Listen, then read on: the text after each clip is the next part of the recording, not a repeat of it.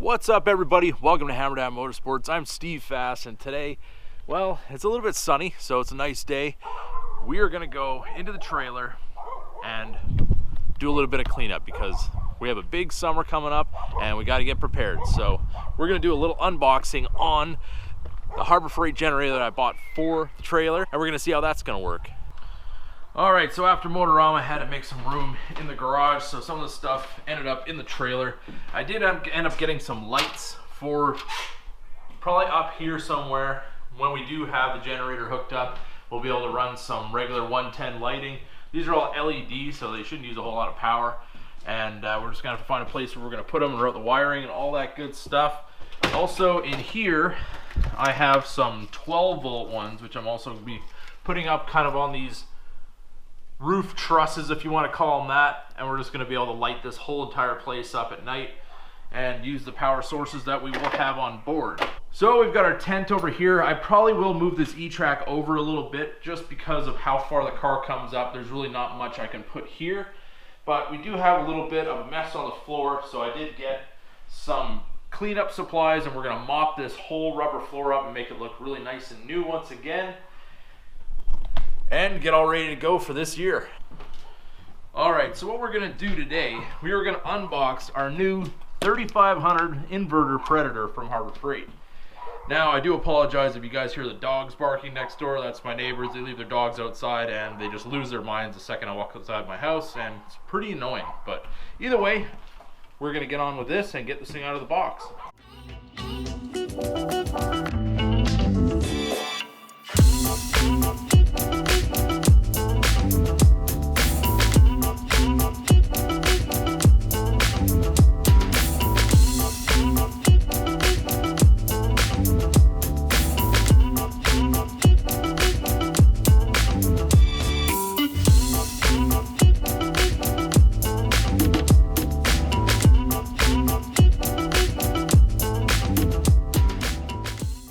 All right, I've been listening to these dogs bark for like a half an hour, and I'm pretty sick of it, so we got a little bit of something else we can listen to.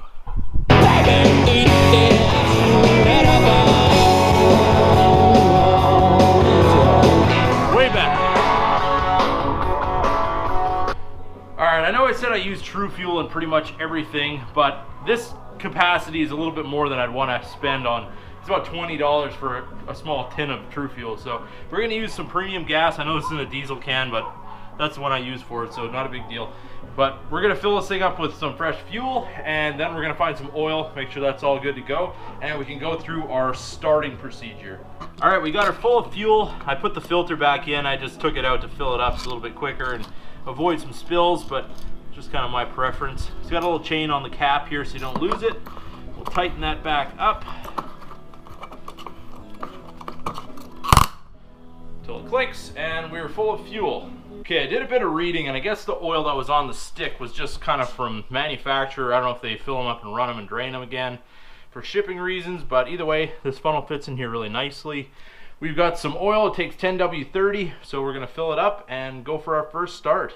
All right, we got our oil all filled up. Our dipstick is back where it needs to be.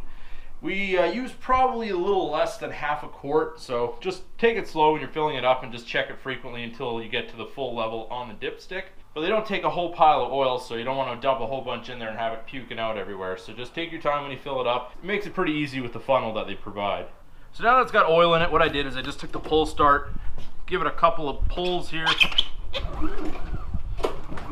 Just kind of get that oil circulating in there, and make sure everything has got some lubrication before we do our initial startup. But we don't have to use the pull start because this does have electric start. So what we're gonna do is remove the battery cover here and hook up the battery. Okay, you just need a Phillips screwdriver to remove this cover, and then there's a little strap that goes around the battery to keep it from moving around.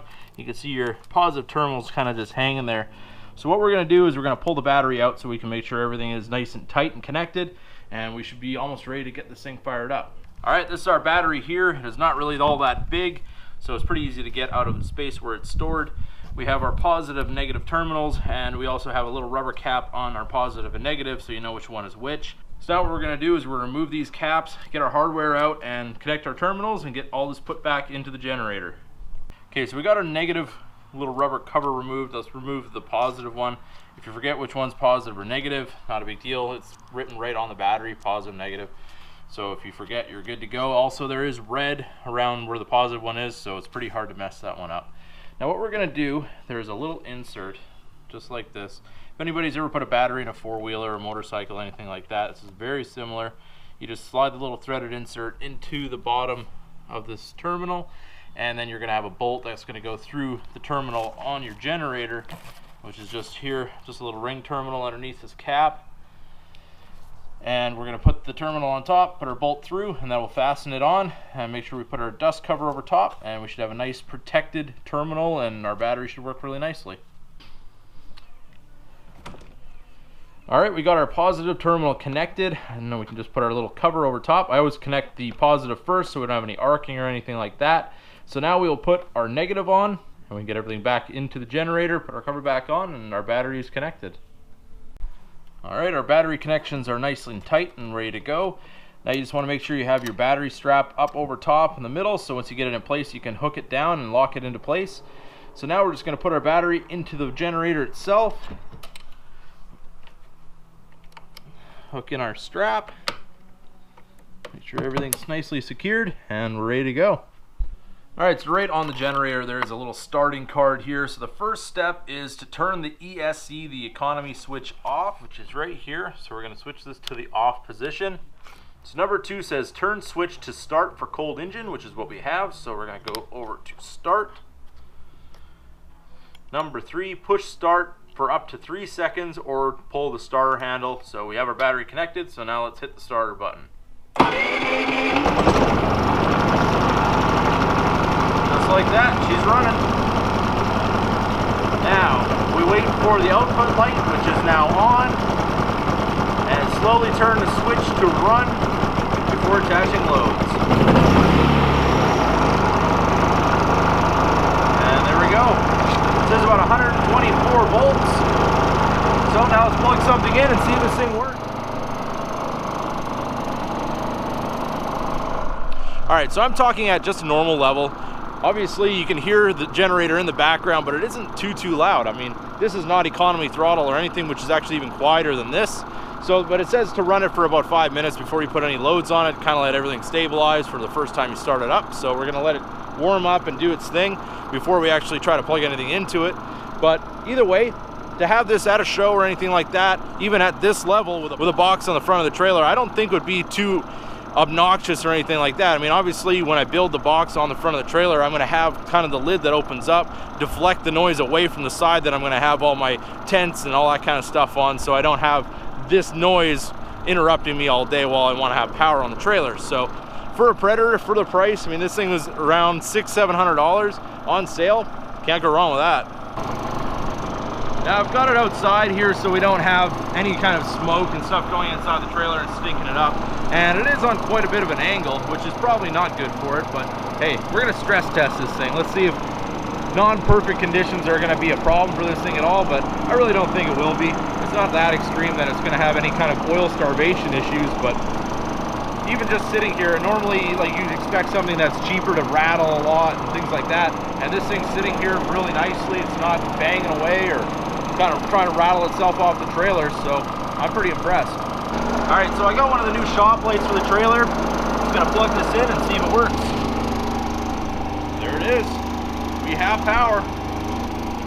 I can hear the note change a little bit when we plugged it in. It's actually quieter now than it was before. Let's try it in economy throttle. That is even quieter. I mean, honestly, you wouldn't even really know this is on. It's just kind of really a low hum. So what we're gonna do is we're gonna take the decibel meter. I'm gonna measure what the Cummins sounds like when it's running, and we'll run this in its different modes and you can kind of compare the two. All right, we got our decibel meter and I'm looking at it here and we're going between about 78 and 80, 82, something like that. So just me talking with it fairly close to me is about 82 decibels, maybe a little bit less. So now we're gonna fire up the Cummins and see what that is. So cold start on the Cummins, we're looking at around 90, maybe mid 80s in the decibel range. I'm gonna stop talking to see if that's making any of this go up. Yeah, we're a pretty steady 82 with just the Cummins idling, and this is like right in front of the grill. So now let's go over to the generator and see what we got there.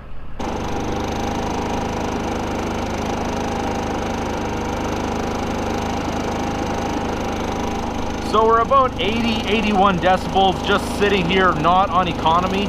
So let's put it on economy throttle and see what that does.